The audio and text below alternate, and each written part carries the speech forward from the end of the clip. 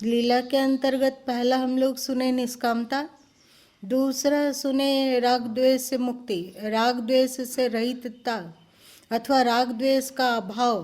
तो गुरु माँ बोल रहे हैं कि राग द्वेष का अभाव मतलब होता है समता की प्राप्ति। अगर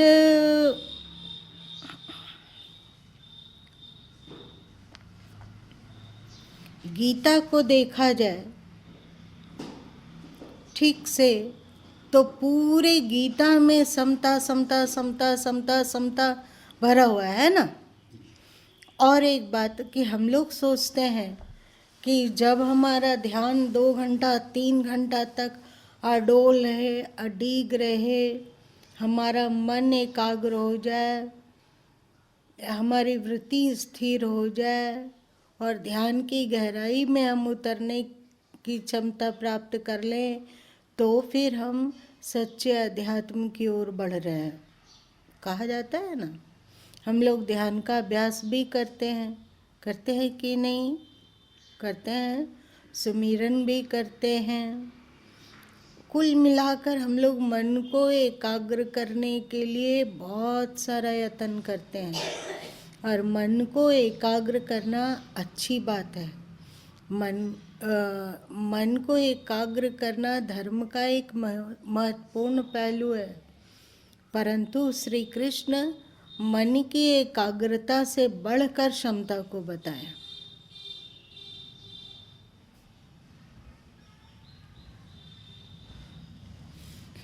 यदि आपने मन को एकाग्र कर लिया, मन को शांत कर लिया, परंतु आप में यदि समता ना आई हो तो आप सिद्ध नहीं हैं। पर यदि आपने समता को प्राप्त कर लिया, पर आपका मन अभी चंचल है, आपका मन एकाग्र नहीं हुआ है, तो भी क्षमता के रहने के कारण गीता ने उसे सिद्ध कहा।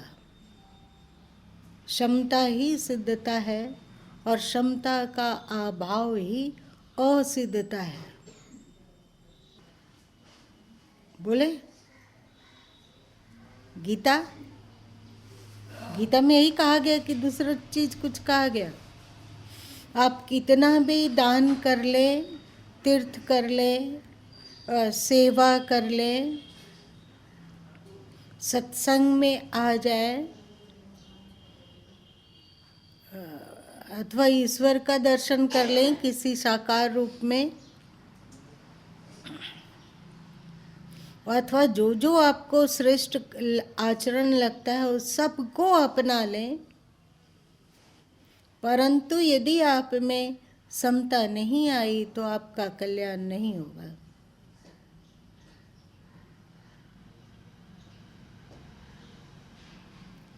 इन सद्कर्मों के द्वारा आपको सुख मिलेगा। ये सद्कर्म, ये तीर्थ, ये दान, ये तप, ये एकाग्रता आपको सिद्धि देगी, आपको सुख देगा और फिर समाप्त हो जाएगा, खर्च हो जाता है ये। परंतु यदि आपने भली भांति क्षमता को साध लिया, एक बार समता के मार्ग में चल पड़े और समता के मार्ग को पकड़ लिया, तो स्वाभाविक रूप से आपके भीतर दैविक वृत्तियों का उद्भव होगा और इस समता का कभी नाश नहीं होता है। ये समता अंततः आपको परम तत्व, परम धाम और परम परमेश्वर, परम सत्य जो कहो वहाँ तक पहुँचा देगा।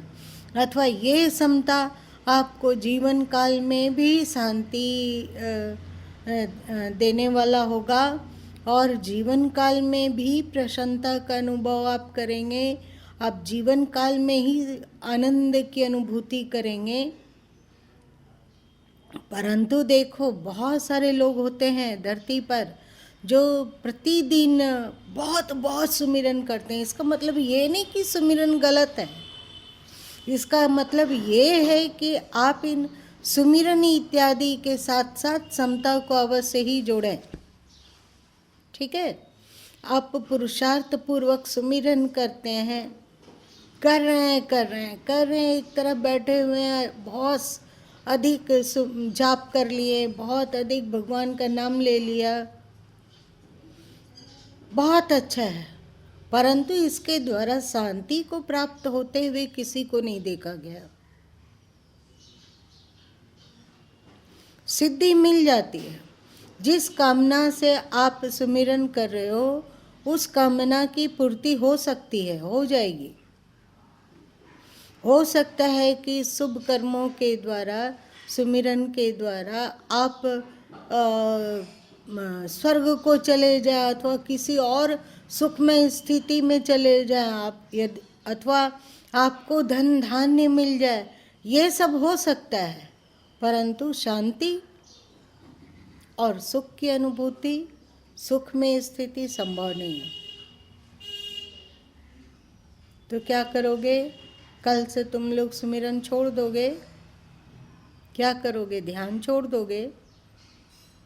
क्या करोगे बताओ?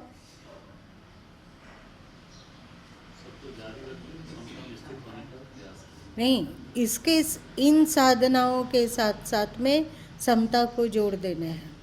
और याद रखो कि समता के बिना कहीं शांति नहीं है। तुम कितने भी आध्यात्मिक व्यक्ति हो, सोचो तुम लोग, क्या समता के अभाव में संसार में सुखी रहा जा सकता है, शांत रहा जा सकता है? कोई बताओ कैसे? कुछ उदाहरण दो। ये बहन लोग की गड़बड़ी है, बच्ची लोग कुछ नहीं बोलती है तो सभी समझते हैं कि बच्चियां, बेटियां तो मूर्ख होती है, बेटे लोग ही सब, बेटों में ही केवल समझदारी है। इस उदाहरण को तुम लोग बाहर प्रेषित कर रहे हो, ये तुम लोगों का दोष है कि शुभ कार्य है? बताओ, चलो बताओ। सम हुए बिना सुखी नहीं हुआ जा सकता, बताओ कैसे? समता अगर नहीं रहेगा तो सुख अगर मिला, बहुत धन मिला तो उस समय बहुत खुशी लगेगा, लेकिन निश्चित वो क्षणभंगुर है, कभी ऐसा निश्चित नहीं, वो कभी भी साथ छोड़ सकता है। तो उस समय उतना ही दुख भी होगा। यदि आप में समता नहीं रही तो कोई एक गाली के द्वारा आपके व्यक्तित्व को थर्रा दे सकता है, विचलित कर सकता है, अशांत कर सकता है, आप उबलने लग सकते हैं। होगा कि नहीं? एक गाली, अगर क्षमता ना हो तो ऐसा उद्वेग होगा कि नहीं? एक गाली में भी, तुम छोटा सा गाली, अरे किसकी बात कर रहे हो? दीपक तो एक नंबर का गधा है।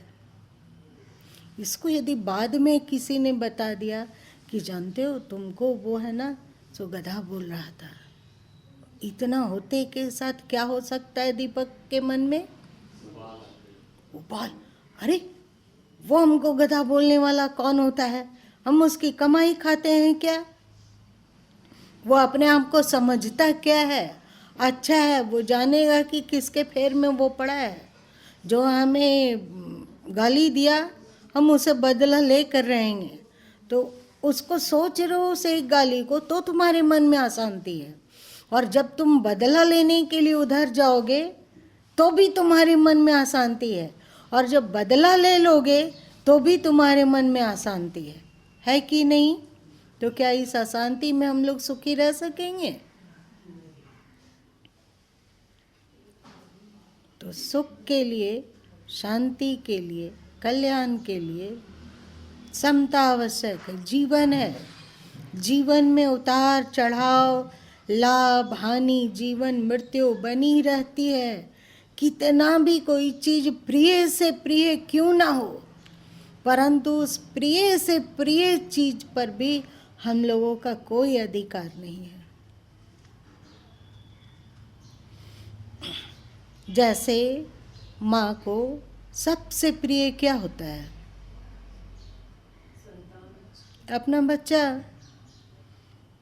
बच्चे से बहुत प्यार करती है और बच्चे के साथ रहना चाहती है लंबे काल तक, और बच्चे से सुख चाहती है। पर क्या इसमें हमारा अधिकार है? क्या हम बच्चे को छोड़कर नहीं जाएंगे? हम चाहते हैं कि अपने बच्चों के साथ 50 साल तक रहें। मतलब हमारे बच्चे बड़े हो गए हैं, उसके बाद अब वो कमाने लगा, तो हम उसके साथ 50 साल तक रहें और अपने संतान को सुखी देखकर सुखी होएं। पर क्या जरूरी है कि हम 50 साल तक ही उसके साथ रहेंगे ही? पहले छोड़ के नहीं जा सकते हैं, और छोड़ के जाते हैं कि नहीं? जाते हैं। कोई कितना भी प्रियजन हो, बहुत प्रिय हो, बहुत प्रिय, बहुत प्रिय, परंतु क्या वो हमें छोड़कर नहीं जा सकता है?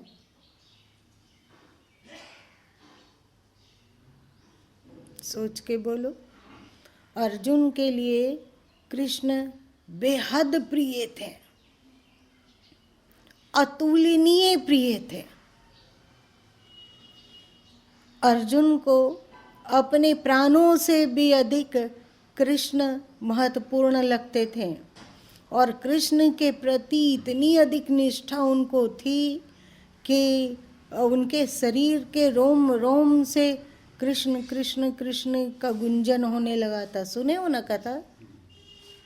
परंतु कृष्ण अर्जुन मतलब पांडवों को छोड़कर धरती को त्याग दिए। मतलब पांडवों का साथ छूट गया और वे शरीर का त्याग कर दिए, मतलब मृत्यु को उनका शरीर उपलब्ध हो गया। अब क्या हुआ कि पांडव लोग, खास करके अर्जुन, इतना विचलित हुआ, इतना विचलित हुआ कि टूट ही गया। उसे लगने लगा कि कृष्ण को मैंने खो दिया, इसका मतलब पूरी दुनिया को मैंने खो दिया, अपनी शक्ति को खो दिया, अपने ज्ञान को खो दिया, अपने विवेक को खो दिया, कृष्ण के साथ साथ मेरा सब कुछ चला गया। अब अर्जुन टूटने लगा, उसको किसी चीज में मन नहीं लगता, अपने आप को कायर कमजोर समझने लगा। वो इतना हतोत्साहित हुआ, इतना हतोत्साहित हुआ, इतना हतोत्साहित हुआ कि जब कृष्ण के वंशज आपस में लड़कर मृत्यु को प्राप्त हो गए द्वारिका के पास, तो अर्जुन जो वहाँ छोटे बच्चे बच्चे में थे और स्त्रियां बची हुई थी, उसे अपने महल में ला रहे थे, मतलब हस्तिनापुर में ला रहे थे, जिससे कि उनकी भली भांति देख रेख की जा सके और भली भांति सेवा की जा सके, क्योंकि सबसे प्रिय कृष्ण का परिवार था, वो था ना अर्जुन के लिए। लेकिन जब वे आ रहे थे तो उन बच्चों के पास अथवा उन स्त्रियों के पास जो भी धन धान्य था, उसे डाकुओं ने छेक लिया। उनके बैलगाड़ी पे जा रहे हो, रथ पे जा रहे हो, छेक लिया और जितने भी धन संपदा थे उसे लूट लिया। वही सब्यसाची अर्जुन, वही गांडीवधारी अर्जुन उन दुष्टों से हार गए। कैसे हार गए? मनोबल टूट चुका था। मनोबल टूट गया, अंदर से खोखले हो गए, हतोत्साहित हो गए। कृष्ण गए मतलब हम लूट गए। अर्जुन जब तक जिए तब तक दुख से ही जिए। ऐसा होता है कि नहीं?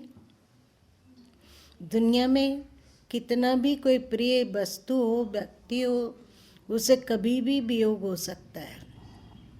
इसका मतलब जीवन काल में भी समता से ही सुख पाया जा सकता है। समस्त सुख संपदा हो आपके पास, पर क्षमता ना हो तो आप हमेशा दुखी रहेंगे। आज शरीर स्वस्थ है, खुश है, क्या ये शरीर हमेशा स्वस्थ रहेगा? क्या होगा? नहीं करता है। और जब अस्वस्थ हो जाएगा तो यदि हम टूट जाते हो, यदि अशांत हो जाते हो, मृत्यु को निकट देखकर यदि थर थर कांपने लगते हो, तो क्या हमारा सुख शांति अक्षुण्ण रह पाएगा? रह पाएगा? प्राप्त वस्तुएं एक न एक दिन बिछुड़ जाती है। प्राप्त व्यक्ति जो हमारा प्रिय है, एक न एक दिन उसे छोड़कर या तो हम चले जाएंगे अथवा वो चले जाएगा। ऐसे में जो पीछे बच गया मतलब ऐसे मान लो दीपक गुरु माँ से बहुत प्रेम करता हो और गुरु माँ दीपक को छोड़कर चले गए, मतलब शरीर का त्याग हो गया, उम्र का फासला है तो स्वाभाविक है।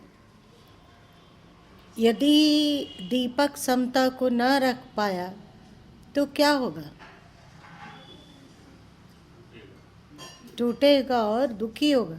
और यदि बहुत ज़्यादा प्रेम हो, जैसे अर्जुन को कृष्ण से था, यदि बहुत ज़्यादा प्रेम हो तो विक्षिप्त की तरह जो बचा हुआ जीवन है उसको केन प्रकारेण जीकर बर्बाद कर देगा। और यदि इसके भीतर क्षमता हो कि गुरु माँ का स्थूल शरीर गया है, उनका आकार खोया है, पर उनका विचार अभी भी जीवित है ना? किसी भी संत सद्गुरु का आकार खोता है, विचार नहीं खोता। विचार मतलब उनका ज्ञान, उनका विवेक, उनकी समझ, उनका सिद्धांत अभी भी जीवित है। तो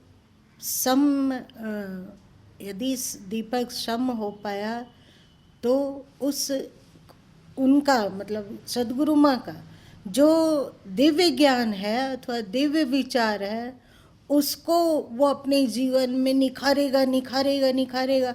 और जब वो उस दिव्य ज्ञान को अपने में धारण करेगा तो उसे लगेगा कि सद्गुरु माँ को ही धारण कर रहे हैं।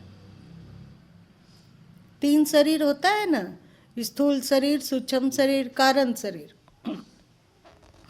स्थूल शरीर मरता है, पर सूक्ष्म शरीर और कारण शरीर तब तक नहीं मरता जब तक कि वे उसका त्याग नहीं कर पाते हैं जीवन काल में। परंतु फिर भी यदि संत मुक्त भी हो गए हों, सद्गुरु मुक्त भी हो गए हों, ईश्वर में लय भी हो गए हों, तो भी उनकी वाणी, उनका स्थूल सूक्ष्म शरीर और कारण शरीर उनकी वाणियों में गुथा हुआ है ना? उनके ज्ञान में गुथा हुआ है। उस ज्ञान को हम धारण करते हैं तो समझो कि सद्गुरु माँ को ही धारण करते हैं अपने हृदय में, उन्हीं को बसाए हुए हैं, वे ही हैं इस रूप में। तो शांति भी है, सुख भी है, स्थिरता भी है और प्रसन्नता भी है, और हमारे जीवन का क्या कर्तव्य है इसका बोध भी है ना? ये तो सद्गुरु और शिष्य की बात होगी, पर धरती के नाते, रिश्ते, संबंध, रुपया, पैसा, मान, प्रतिष्ठा, जीवन, स्वास्थ्य इत्यादि जो कुछ है,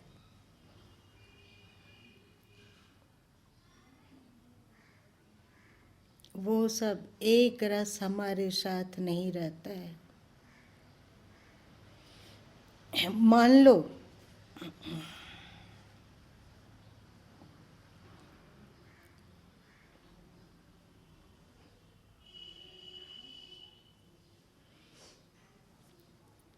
दीपक विवाह किया, इसके संतान बड़े बड़े हो गए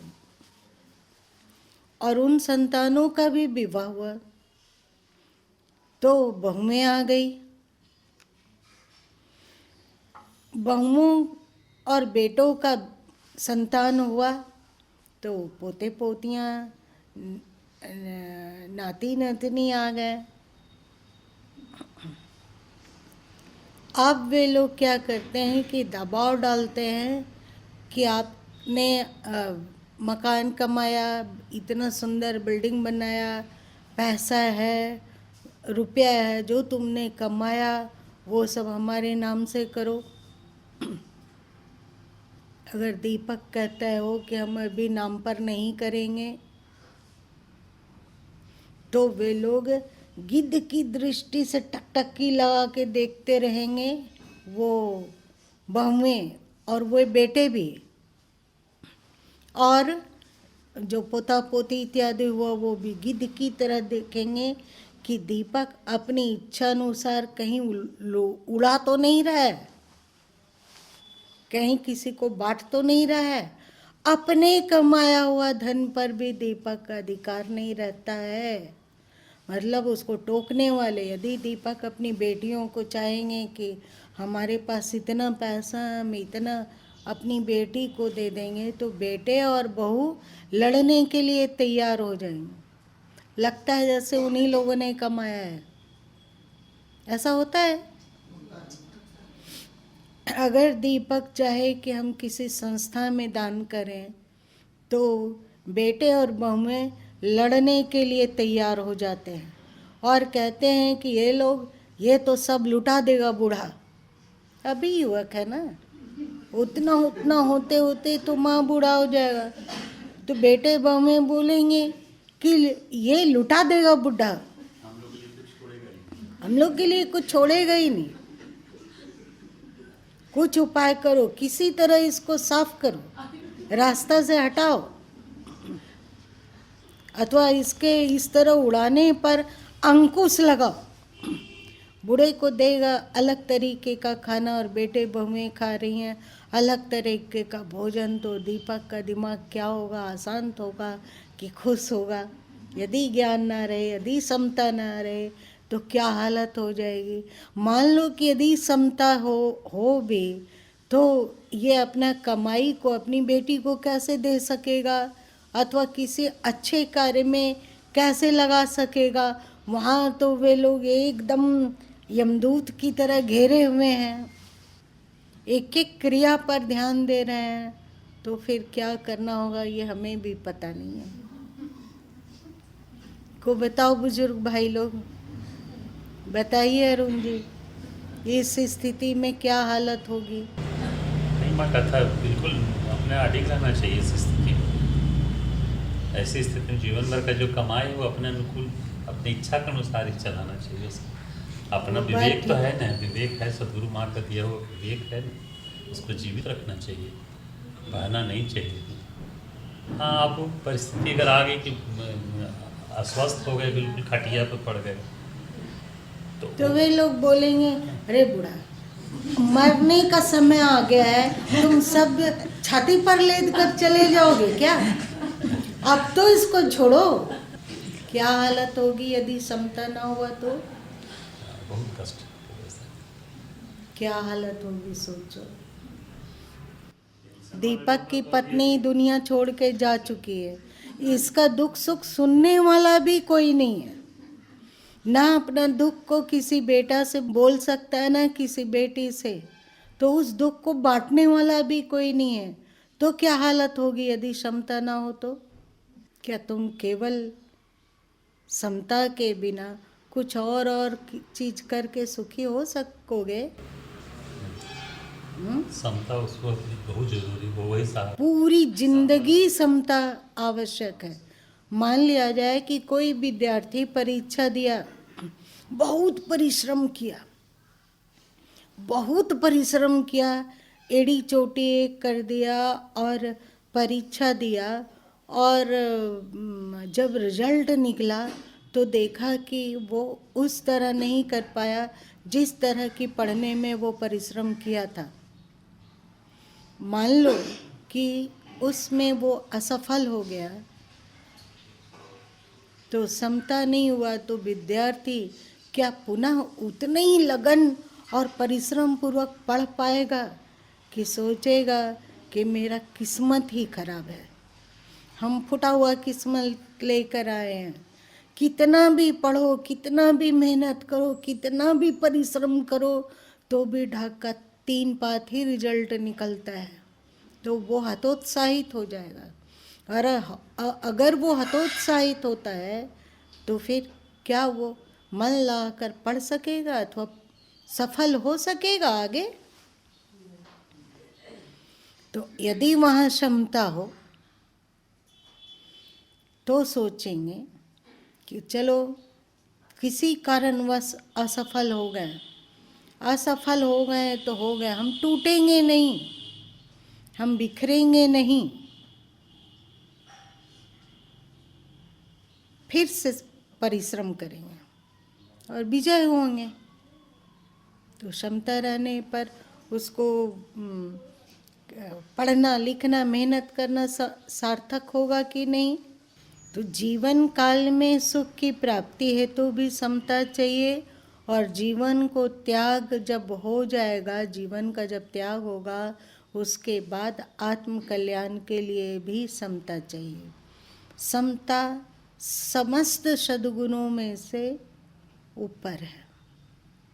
आप सद्कर्म करते हैं, वो पुण्य देकर नष्ट हो जाता है, पर आप समता को साध लेते हैं तो वो आपको मोक्ष तक पहुँचाए बिना अथवा सुख शांति आनंद के करोड़ तक पहुँचाए बिना रुकेगा नहीं, ठहरेगा नहीं।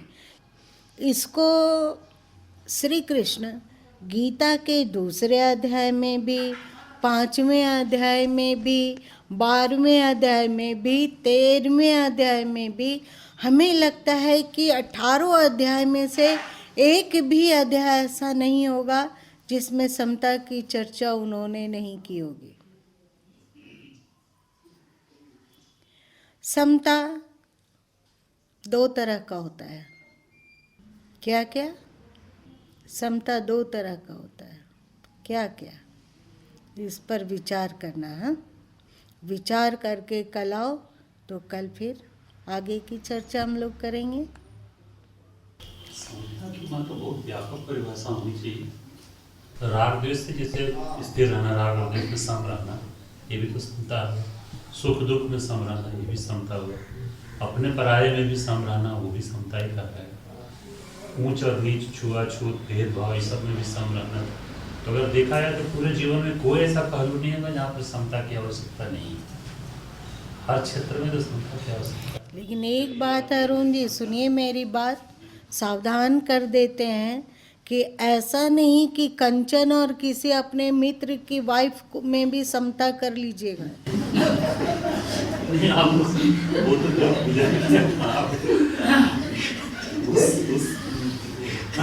आगे